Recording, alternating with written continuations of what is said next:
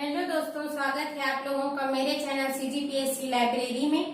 पहले तो आप लोग मेरे चैनल पे नए हैं तो चैनल को सब्सक्राइब कर लीजिए।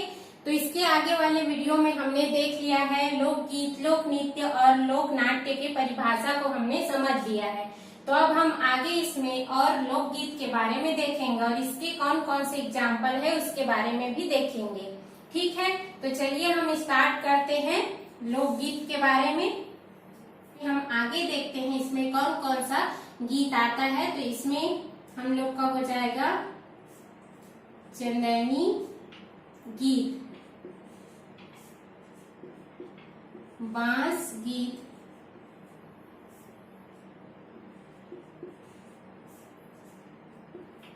सधौरी गीत,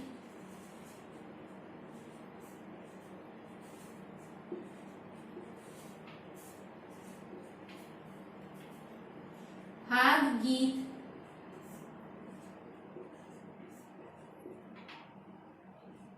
फाग गीत, ढोला मारू गीत,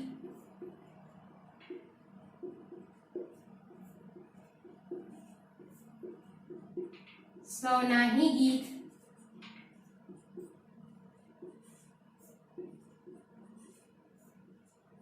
और जितने भी विवाह संस्कार के गीत हैं वे सभी आते हैं। विवाह संस्कार के गीत। तो अब हम इसमें लोकगीत के अंतर्गत जितने भी इसमें गीत आते हैं उस सभी गीतों के बारे में हम डिटेल से देखेंगे। ठीक है, तो इसको हम पहले क्लियर करेंगे, फिर उसके बाद पंडवानी गीत से स्टार्ट करेंगे।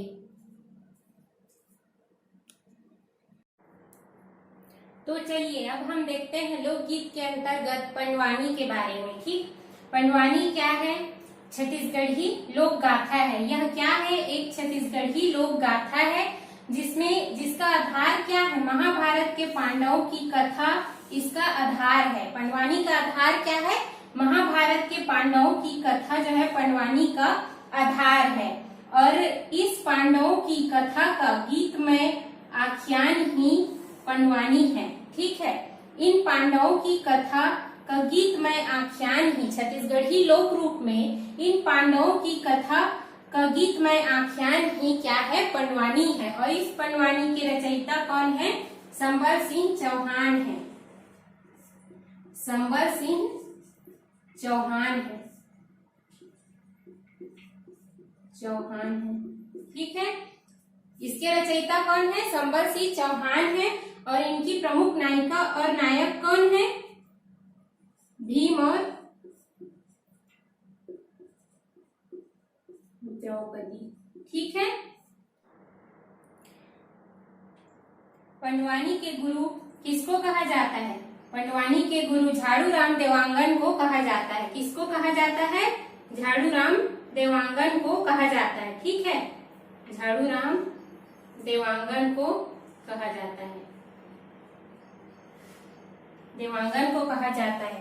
पंडवानी के पुरखरतीन दाई किसको कहा जाता है? श्रीमती लक्ष्मी बाई को कहा जाता है। श्रीमती लक्ष्मी बाई को कहा जाता है। ठीक, पंडवानी गायक जाति कौन है? पंडवानी गायक जाति कौन है? देवार और प्रधान। देवार और प्रधान जाति जो है क्या कहलाते हैं? पंडवानी गायक जाति कहलाते हैं। इस पंडवानी में प्रमुख वाद्य यंत्र कौन कौन से यूज किया जाता है? तो इसका हो गया करताल और इसमें तंबूरा यूज किया जाता है। ठीक है, इसमें दो शैली होते हैं, वेदमती और कपालिक शैली। वेदमती और कपालिक शैली। इस वेदमती और कपालिक शैली के बारे में हम आगे देखेंगे।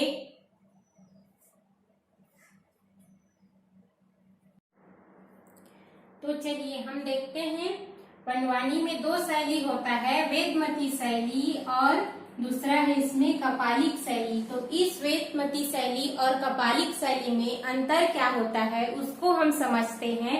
तो वेदमती शैली में, इस पंडवानी के वेदमती शैली में क्या करते हैं, जितने भी गायक या गायिका होते हैं क्या करते हैं, वीरासन मुद्रा में बैठकर जो है गायन करते हैं। वो क्या कहलाता है, वेदमती शैली कहलाता है। इस वेदमती शैली को शास्त्र सम्मत गायन शैली भी कहा गया है। पंडवानी का क्या कहा गया है, इसको शास्त्र सम्मत गायन शैली कहा गया है। ठीक है। और इस कपालिक शैली में क्या होता है, इसमें जो गायक या गायिका होती हैं वो क्या करती हैं, चलते फिरते गायन करती हैं और चलते फिरते गायन करते हुए आंगिक चेष्टाओं का क्या करती हैं, प्रदर्शन करती हैं। ठीक है, आंगिक चेष्टाओं का क्या करती हैं, प्रदर्शन करती हैं। वो क्या कहलाता है, वो कपालिक शैली कहलाता है। और इसके वेदमती शैली के प्रमुख कलाकार कौन कौन से हैं और कपालिक शैली के प्रमुख गायिका और गायक कौन कौन से हैं उसको हम देखते हैं। इसमें जो है प्रमुख कलाकार, ठीक है, कलाकार, पहला है इसमें झाड़ूराम देवांगन,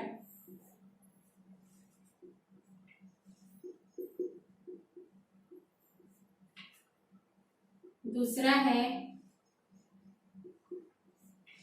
पूनाराम निसार, ठीक है, और हो जाएगा इसमें रेवाराम रीतू वर्मा।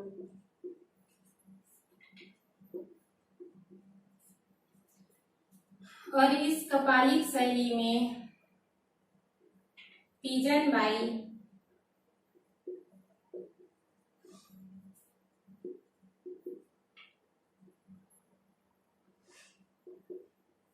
उषा बाई,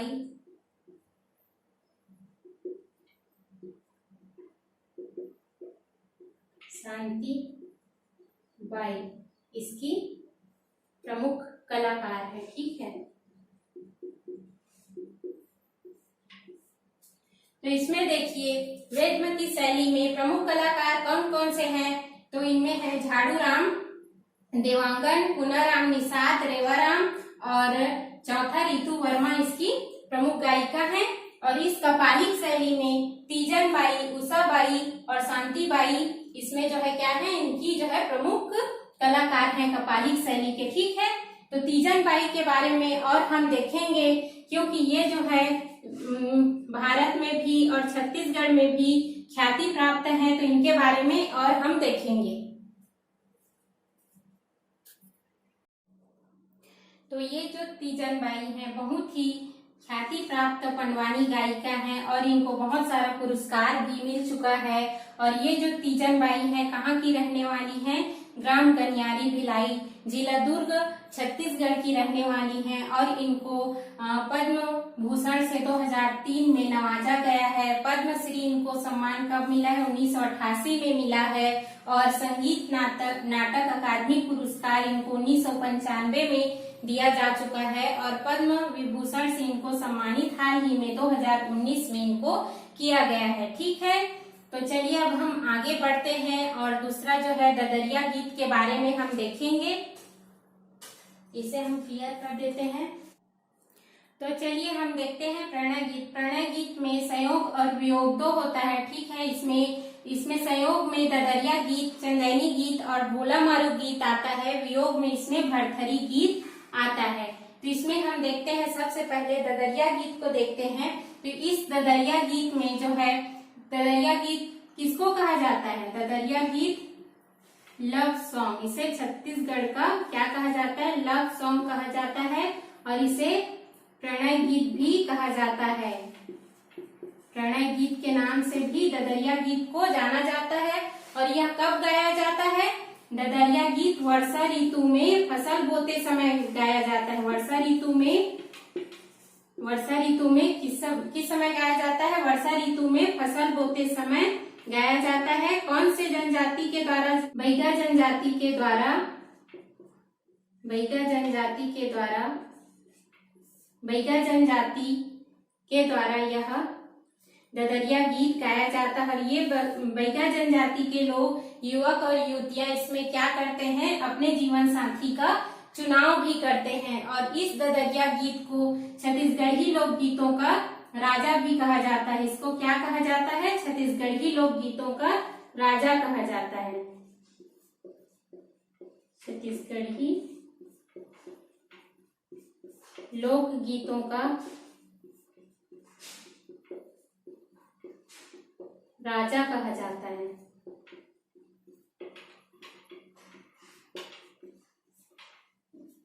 क्या होता है ददरिया गीत? ददरिया गीत लव सॉन्ग होता है। इसे प्रणय गीत के नाम से भी जानते हैं। छत्तीसगढ़ी लोकगीतों का इसे राजा कहा जाता है।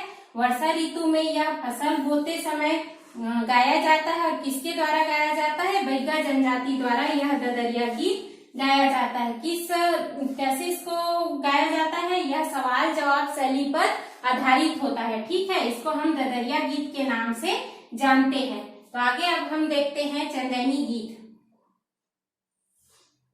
चंदैनी गीत जो है लोरिक और चंदा के प्रेम प्रसंग पर आधारित है। लोरिक और चंदा के प्रेम प्रसंग पर चंदैनी गीत आधारित है।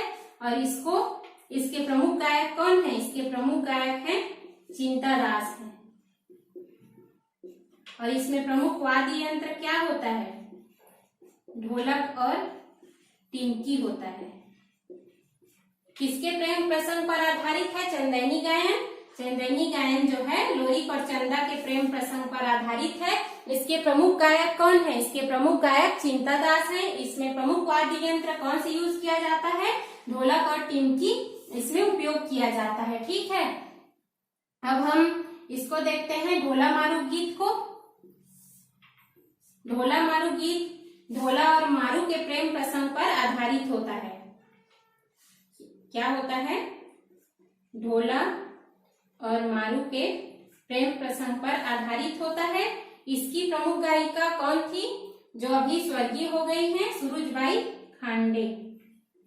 सूरजबाई खांडे। सूरजबाई खांडे थी। और इसमें ददरिया गीत में मैं आप लोगों को इसमें प्रमुख गायक को बताना भूल रही थी। तो इसके प्रमुख गायक हैं दिलीप षडंगी। ठीक है, दिलीप षडंगी बजाएंगे और केदार यादव और आपका लक्ष्मण मस्तूरिया। लक्ष्मण मस्तूरिया। ठीक है, लक्ष्मण मस्तूरिया। अब हम इसको देखते हैं भरथरी गीत। भरथरी गीत वियोग पर आधारित है। इनके वियोग पर आधारित है? राजा भरथरी और रानी पिंगला के वियोग का इसमें वर्णन किया जाता है। ठीक है, वियोग का इसमें वर्णन किया जाता है। और इस भरथरी गीत की प्रसिद्ध गायिका कौन थी? तो इसमें जो है प्रसिद्ध गायिका सूरजबाई खांडे थी। स्वर्गीय